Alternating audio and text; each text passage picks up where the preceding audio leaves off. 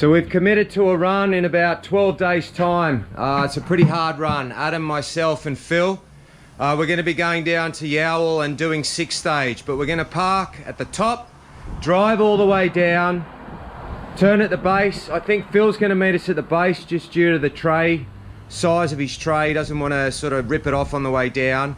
So we've got things to do on the HiLux. The HiLux has got a dodgy driver's side hub. I've got lots of stuff that's been sent out. I've been getting deliveries from my suppliers and my sponsors to try and get this organised in time. Let's have a look what we got. So this box here, we're going to trial these Aussie-made rotors. So they're just your standard. They're vented, but they're not slotted or anything like that. I've got some heavy-duty pads to trial with them because my brakes at the moment are awesome. But because I've got to change that hub, I've got to pull the rotor off. So we've got a pair of them. In this box here, which I've put together, these are the 50mm spacers that we've got to get in there. So the hub had to be changed. Well, the hub didn't have to be changed, but we had to pull it all apart to put the factory wheel studs in. So these are the good hubs that I've got. So on Bullet Truck, we've had to put band-aids on these a few times. So we've got bigger bolts going back through rather than having the stud and the nut. We've got bearings. We've got new bearings. I've got some, what are these? These are some Bendix pads in case. We've got new seals. These are wheel nuts. This is supplied by CarTech. I couldn't find the ones I needed last time. So they're gonna work perfect. They're a 19mm, so they'll fit in the hole. I did have some genuine studs here. Yes, here they are, the bottom of the bag. So Michael sent me these. These are genuine length studs, so they'll pull through. I'll be able to get the 50mm spacer on then, and then I'll have the right size nut, and the socket will fit inside. I ordered so much stuff, I've forgotten what's in these bags. It's been coming for a few days now and I've been really busy with work. So in this bag, this is from Terrain Tamer. Well, we've got some genuine parts in here too. Okay, I remember this. So I'm down to my last primer pump on the fuel filter on the Bullet, and the setup they have this plastic water tap at the bottom, and I can never get them off, and I don't even really tighten them that tight. So I do get them off, but then, you know, come 4 or 5 times, they're rounded off. I don't even use the alarm. But what I plan on doing is I ordered a couple, and I'm going to modernise the Forerunner. So I'm going to stick an updated version of that with the primer on the top and then the tap at the bottom, rather than having the separate water sediment. Let me know if you guys need to see that, because I can make a separate clip on putting the 5L filter system on the 2L basically. The other thing too is that pump that I put on Bullet for the hills, it's actually leaking. So the supplier of that pump sending me out another one, which I need to get done. Plus I need to do an oil change on it. So, you know, we're gonna have our mornings busy from now to when we go. Trailer needs looking at too, because we got Mount Ousley to go down. So we need the brakes to be good. But what I found checking the brakes is this 15mm of play in the bearing. Both sides, so that's got to be sorted out. We're going to have to pull all the bearings out, repack. These bearing buddies I'm not really a fan of. They haven't really been to my advantage at all. They're a bit of a punish to get out, to get to the bearing or to nip up the nut. We'll begin the hub rebuild. So there's 2 spots where we knock the race out, both sides of it. Make sure you're always on a bit of timber. Okay, the inner's done.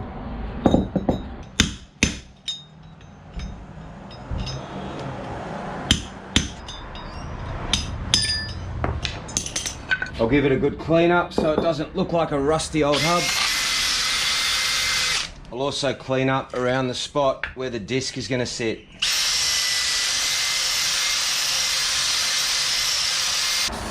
Nobody sees the back of it, but it's just so it doesn't rust away.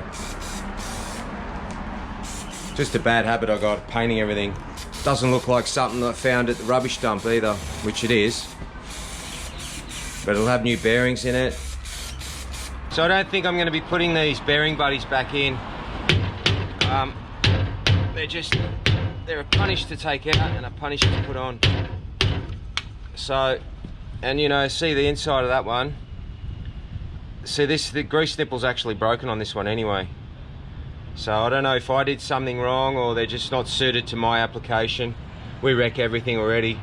A friend of mine taught me this little trick not long ago. I've been doing this for years and years. A small grinder cut through the old race helps you when you want to try and take it out instead of having to tap it back. So I've been dying to give it a go.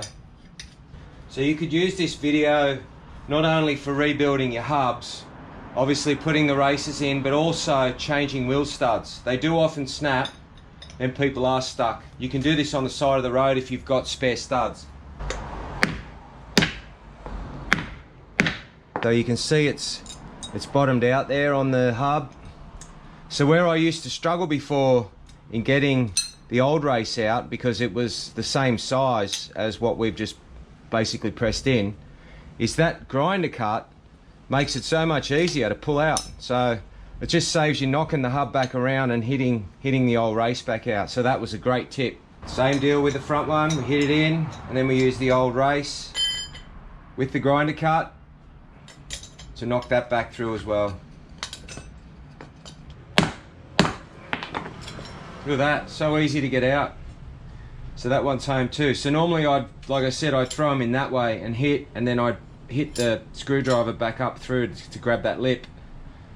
Genius idea, I love it. So next move is we'll sit the new rotor onto the back of the hub. So there's two 12mm bolts that go through the rotor into the hub that's threaded. Line everything up.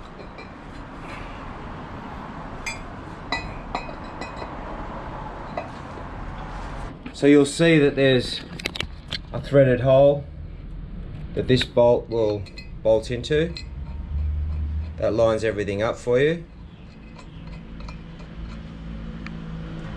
One side, two side. We'll tighten them up. I might just go finger tight for the moment, and then I'll just tap these 6 wheel studs back through the back. Bullet truck won't know itself.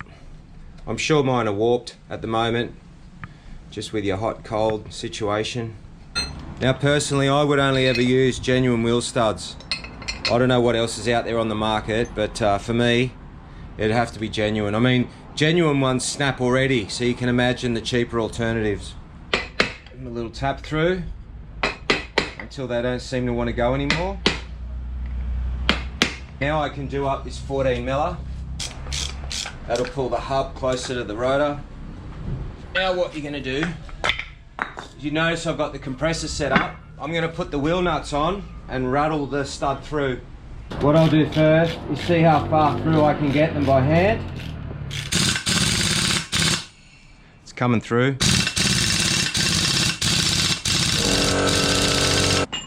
Rattle them on one more time.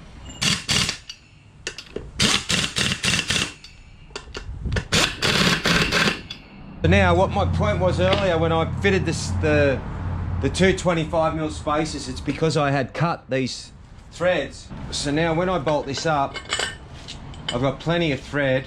I can fit these smaller wheel nuts on and get a socket in. Whereas in the earlier video, I failed because I had 13/16 short ones. So that's going to give me plenty of strength over the cut studs that I had when I originally finished putting the car together. Lucky I painted that hub, you don't even see any of it. Or at least it won't rust in there. Alright, so apart from putting the bearings in, that's almost ready to throw in the truck, nice and clean. I'm out in Wetherill Park picking up some tiles for the job, and I just got notification that my Ambassador Penrite order is ready for collection. I just had a look, they're in Wetherill Park too, they're like 4 minutes from here. So we'll pick it up before we head back to the job. Head office of Penrite, the New South Wales branch, here to pick up our order. That should keep us going for the year.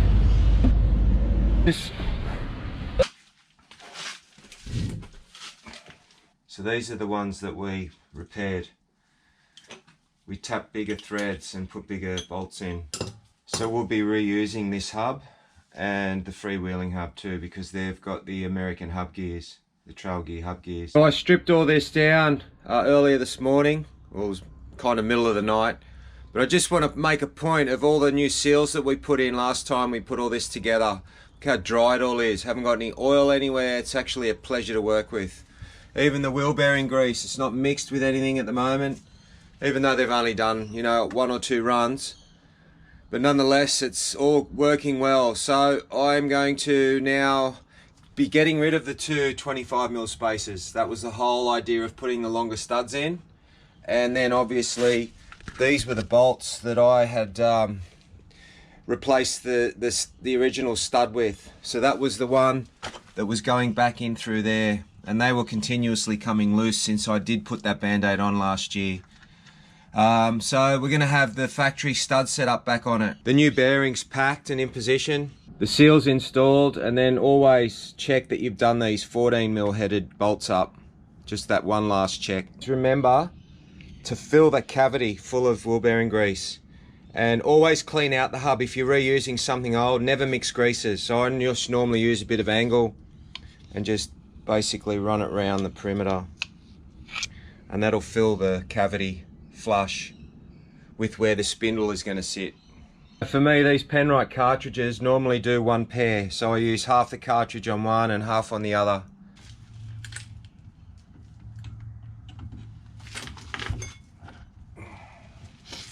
Get the smaller one in now.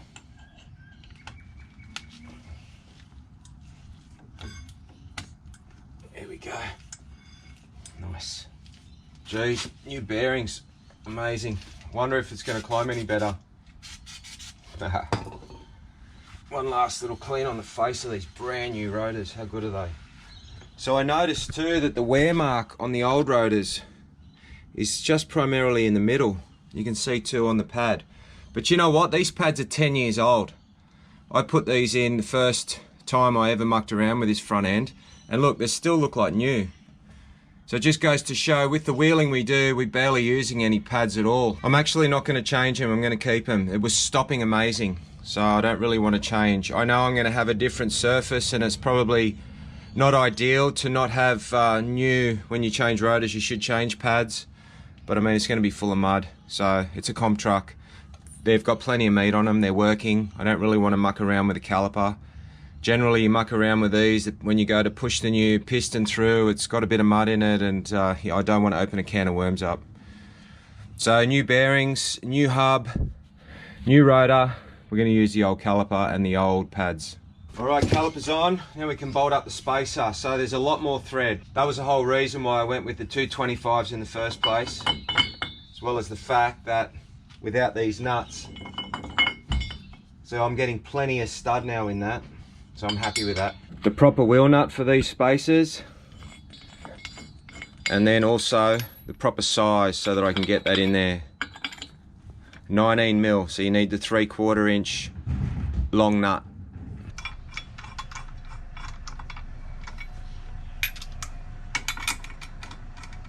When you're working on your own, you can't always have somebody with their foot on the brake. So whenever you take your wheels off in this situation like this, you must check these wheel nuts, because with the 1 inch one they can't come loose, but the 2 inch ones they can.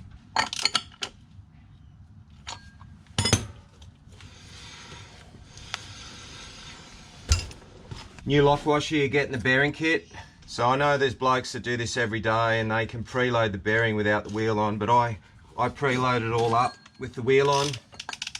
And then I'll take the wheel off and put the hub back on. So I go 2 forward, 2 back, depending on where the nut is.